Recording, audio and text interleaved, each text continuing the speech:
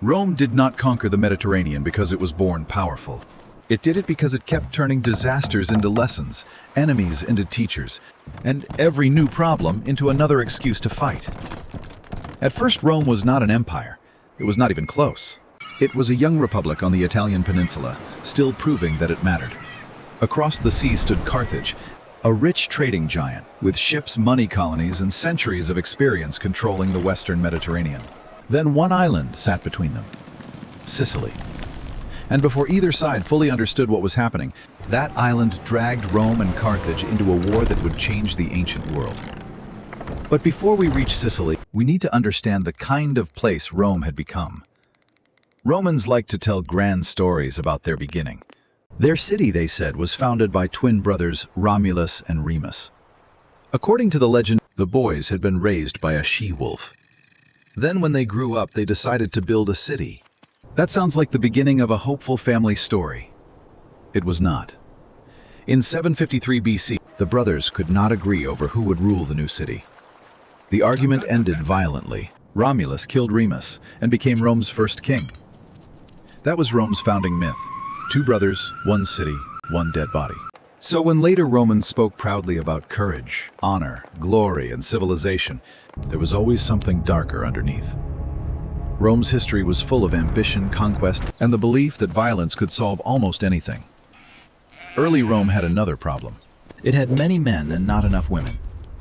The solution, according to Roman tradition, was not diplomacy or patience. Rome invited neighboring communities to a festival and abducted many of their women.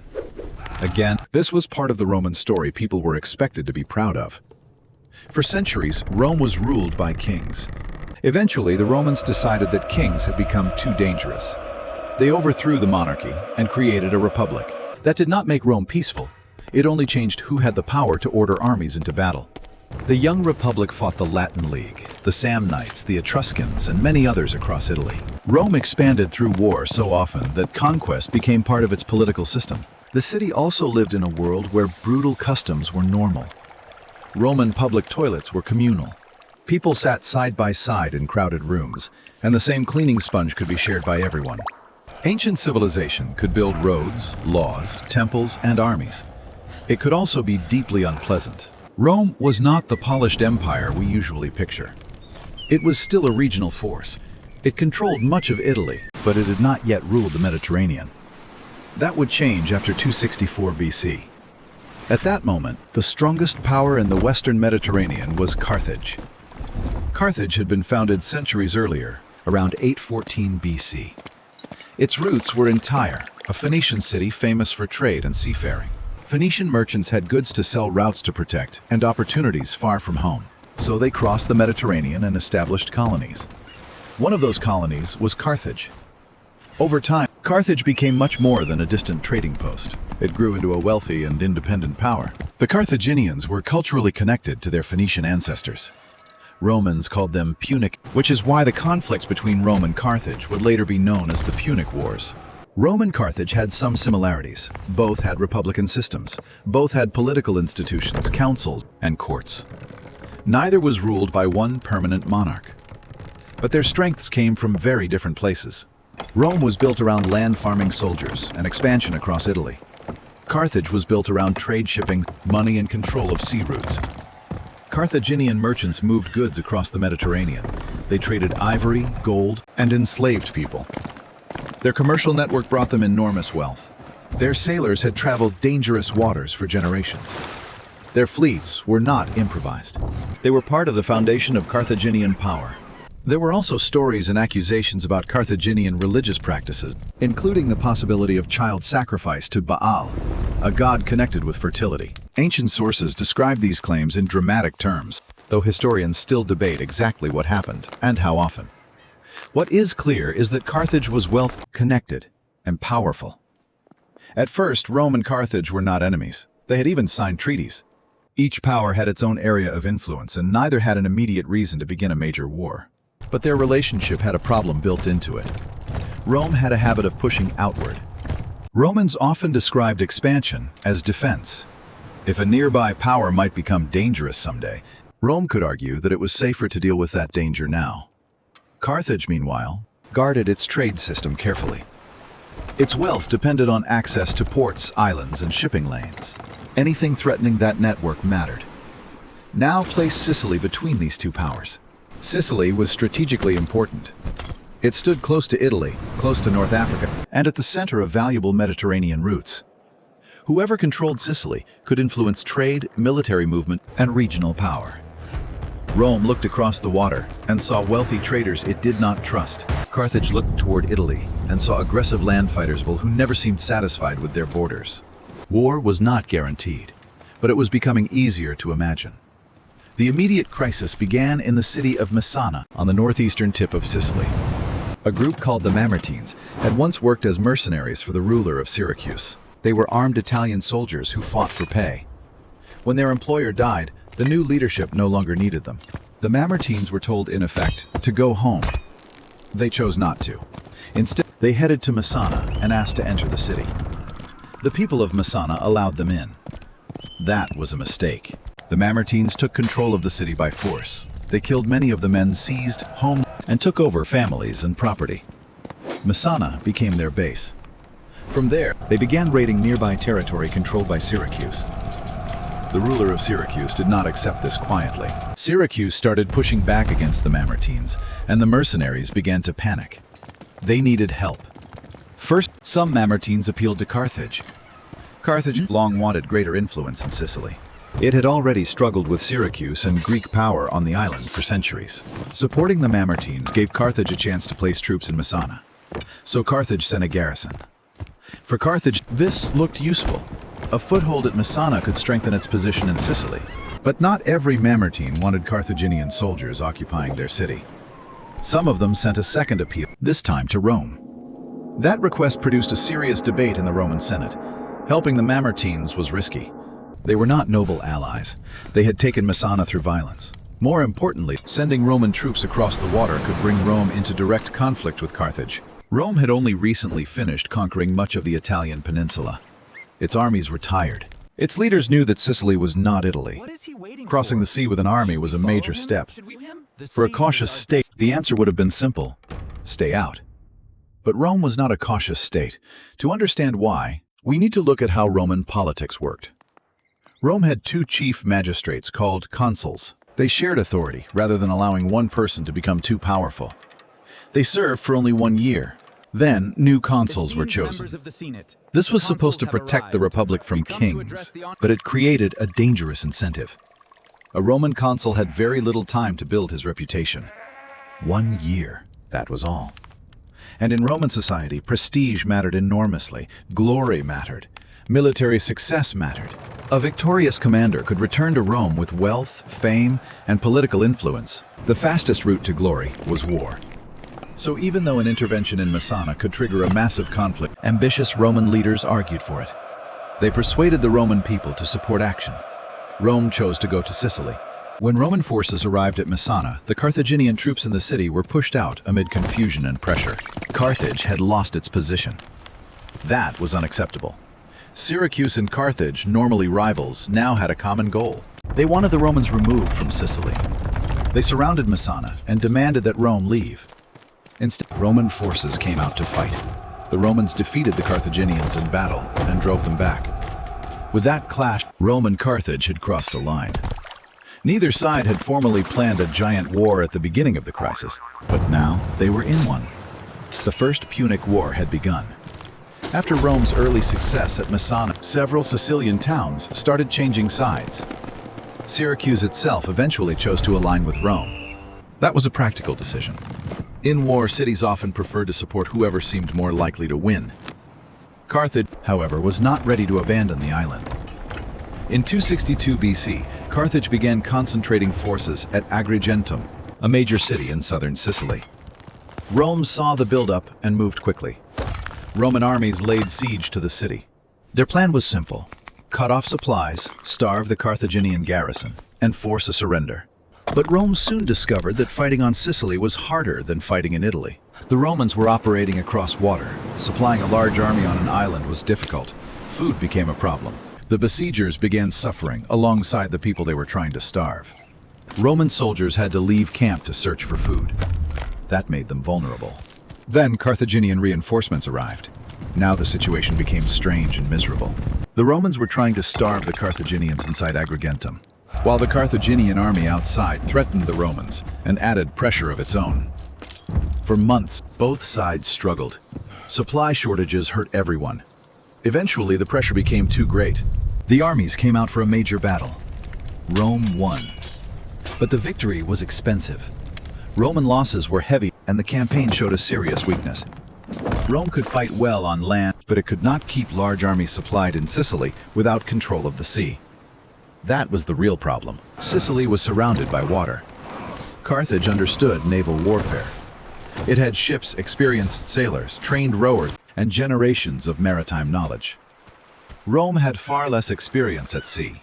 Rome may have had vessels for coastal defense and local use, but it had nothing comparable to the Carthaginian fleet. If Rome wanted to control Sicily, it needed ships. A lot of ships. The Roman response was extraordinary. Instead of accepting Carthaginian naval superiority, Rome decided to build a war fleet. There was one issue. Rome did not really know how. The Romans needed to understand the design of modern warships, especially the quinquereme, a large and powerful vessel used by Carthage. Then fortune helped them. A Carthaginian quinquereme grounded on the Italian coast. The Romans found it, they studied it, and they copied it. Copying enemies was not unusual for Rome. Roman history was full of borrowed ideas. Aqueduct systems had earlier influences. Chariot racing had earlier influences. Even many Roman gods had connections to older cultures. Rome was rarely too proud to learn from another people. In war, that habit was especially important. If an enemy used a weapon tactic or design that worked, Rome paid attention. Then Rome tried to improve it. The captured Carthaginian ship gave Rome a model. While new vessels were being built, Romans trained rowers on land. Men practiced the movements of rowing while sitting in arranged positions on shore. It must have looked ridiculous, but Rome was preparing its crews before the ships were ready. Then came an astonishing achievement. Rome assembled a fleet of around 120 warships in only 2 months. For a state with limited naval experience, it was an incredible effort. Rome had turned fear of the sea into a construction project. Carthage had good reason to be surprised. A rival that had barely been a naval player was suddenly building a fleet based on Carthaginian designs. But building ships was one thing. Using them in battle was another. Ancient naval warfare was brutal and direct. Warships had bronze rams at the front. The goal was often to maneuver into position, strike the enemy vessel, damage its hull, and send it into the water. A skilled fleet needed fast, disciplined rowers and experienced commanders. Ships had to turn at the right moment. They had to avoid being rammed. They had to exploit openings in an enemy line. Carthage was good at this. Rome was not. One of Rome's first naval operations showed the difference clearly. The Roman consul, Gnaeus Cornelius Scipio, sailed toward Lipara, believing that the garrison there wanted to support Rome. But as he entered the harbor, Carthaginian ships trapped his force. The Romans were outmatched. Their new fleet existed, but its crews lacked experience. Carthaginian sailors were better at maneuvering, better at fighting on water, and far more familiar with the demands of naval combat. Scipio's defeat was humiliating. He received the nickname Asina, meaning donkey. Rome had a fleet. It also had proof that simply owning ships would not defeat Carthage. So Rome adapted again. The Romans looked at the problem differently. Carthage was stronger in traditional naval combat. Rome was stronger in close fighting on land. What if a sea battle could be turned into a land battle? That idea led to the corvus. The corvus was a large boarding bridge mounted on a Roman warship. It could swing outward and drop onto an enemy vessel. A spike at the end helped it grip the opposing deck. Instead of relying only on ramming and maneuvering, Roman ships could lock onto Carthaginian ships. Then Roman soldiers could cross the bridge and fight hand-to-hand. For Carthage, this was a dangerous surprise. Carthaginian commanders saw the awkward wooden structures rising above Roman ships and may have thought they were an obvious weakness. The devices looked heavy. They looked clumsy. They seemed likely to make Roman ships harder to control. But when Carthaginian vessels approached, the bridge dropped. The spikes struck. The ships became connected. And suddenly a naval battle was no longer purely about seamanship. It was about infantry combat. That favored Rome. If Carthaginian ships approached from a different angle, the corvus could pivot. If they tried to outmaneuver the Romans could use positioning near the coastline. The system gave inexperienced Roman crews a way to force fighting into a form they understood. The effect was dramatic. Rome had begun the war with almost no ability to challenge Carthage at sea. Now, through copying building training and adapting it, had created a method to defeat the leading naval power in the Western Mediterranean. Rome's new success gave it much greater control over Sicily's coastal areas. Roman fleets could help move supplies, support land armies, and blockade cities. But this did not mean the war was over. Carthage changed its approach. If Roman forces wanted battle, Carthaginian forces could refuse to give it to them. Carthage moved toward a defensive war of attrition. Its troops withdrew behind walls. Cities shut their gates. Rome had to capture them, one by one. The Romans wanted quick victories. Instead, they got sieges. Long sieges. Hard sieges. Sicily became a grinding battlefield. Rome took towns gradually. Carthage sometimes pushed back. A city might fall, then another stronghold would hold out. Progress was slow, costly, and exhausting. When cities did fall, ancient warfare could be merciless. Populations could be slaughtered.